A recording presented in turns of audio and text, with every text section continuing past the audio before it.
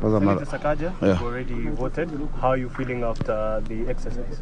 I'm very happy that we've gotten to this stage. I came with one of my sons who's helped me to choose candidates. And this is one of the most important aspects of our democracy, the right to choose. It's really what is the right of, that we've got when we got independence, self-determination. The ability for us to go to the polling station every so often and decide who our leaders are. The fight for multipartyism, people paid the price for us to have multiple parties. I've seen some ballot papers which are really long, especially the Senate one. I don't know why everyone wants to replace me.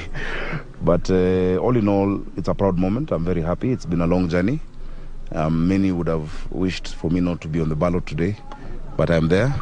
And I can confirm that we voted for me, yeah? Yes. And so, what's your opinion on the entire process, voting process? Well, there's a bit of confusion, but I think IBC is trying their best. For instance, I was in one line because they said it's alphabetical, starting with the first name, which is Johnson. But then when you get to the front is when they tell you, no, there's a spillover of this line, so you go to another. I think a lot of that information should be available before people line up. Before I voted, you saw there was an old man who had been here for a while, and he's had to go to another polling station. The directions are not clear. So I think just helping the voters understand the process is an area we can improve on. Number two, what I've seen, because I have agents in all the stations, I have 3,641 agents across the city. We've been getting reports that in the morning, some of them were not allowed. Some of them were being asked for requirements that are different, and I've spoken to the county returning officer because UDA as a party is not fielding agents. It's us, the candidates, who have agents. So some were being asked for a letter from UDA, yet they should have a letter from me. The oath of secrecy, which we have stamped, they are saying that it should be stamped by IBC. Yet it's not IBC, it's a commission of oaths. So there's just need for clarity and the same standard to apply in all the polling stations. There are certain areas where Kim's kits are not working, like in Westlands, Farasi Lane. There's one ballot box in Toi Primary that had a cover of Kitengela Primary. So just those small hitches. But all in all, I'm glad to see that people have turned out. The numbers are good. The reports we're getting from my secretariat that there's no incident that is out of the ordinary to the extreme. But I would urge the returning officer, the county returning officer, to make sure that all of those questions on who gets into the station are addressed before the end of the day, so that when it comes to counting, which is the most sensitive time, we have the right teams in the hall.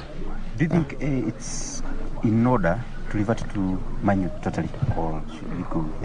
That's a matter that's been determined by court. So my opinion doesn't matter on that. The court gave its position yesterday on the issue of the KIMS kit and the manual register. So we have to abide by the law as law-abiding citizens. Yeah. And there were some delays in many constituencies in Nairobi, especially Westlands, which made people queue for a very long time, and some maybe gave up and walked away. Do you think that will affect the results of the elections in Nairobi County? First, we'd like to urge all of those who experienced undue delays in whichever stations to please go back. All the stations are now voting. It's moving on very efficiently. So if you gave up because of that long wait, please, I would urge you as a candidate to just go back to that station and to cast your vote. Your leaders determine how we live moving forward. I don't think it necessarily changed the outcome. I think Nairobians have decided, and they have decided resoundingly. And for as long as this process remains free and fair, there'll be a resounding and definitive result. It will not be 50-50. There'll be a defining result at the end of the day. And God willing, we'll have the results possibly by tomorrow. Are you confident you're going to win the gubernatorial seat? Of course. I'm hopeful that we're going to win. And we say, inshallah, God willing, kwa mapenzi ya Mungu. Yes. Kwa Kiswahili ujumbe wako kwa wakazi wa Nairobi, wale ambao bado hawajajitokeza katika vituo vya kupigia kura, labda wanafuatilia kwa runinga hivi sasa na wanaona line ni ndefu, naona hakika nitoke ni vote au nisivote. Line inaweza kuwa ndefu lakini inasonga. Na line inaweza kuwa ndefu lakini miaka 5 ni refu zaidi kupata kiongozi ambaye hafai. Na viongozi wabaya huchaguliwa na watu wazuri ambao hawajitokezi. So tunaambia watoto wa Nairobi, tafadhali mjitokeze. Kuchaguana ni jambo ambalo sio la kuchukuliwa hivi hivi. Kuna wale ambao wamepoteza maisha yao, kuna wale waliwekwa kwa jela, kuna wale walipitia mambo mengi ili tupate haki hii ya kwenda kuchagua viongozi wetu. So ningependa kuambia tafadhali tujitokeze. It's an event pale mkitokea mnazungumza na wananchi wengine kama sisi wa Kenya, na baadaye tuweke amani. Tumesema kwamba Nairobi round hii lazima tuwe na amani, ya kuwa hakuna shida ya Mkikuyu tofauti na Mjaluo, hakuna shida ya Mluya tofauti na Mkisii.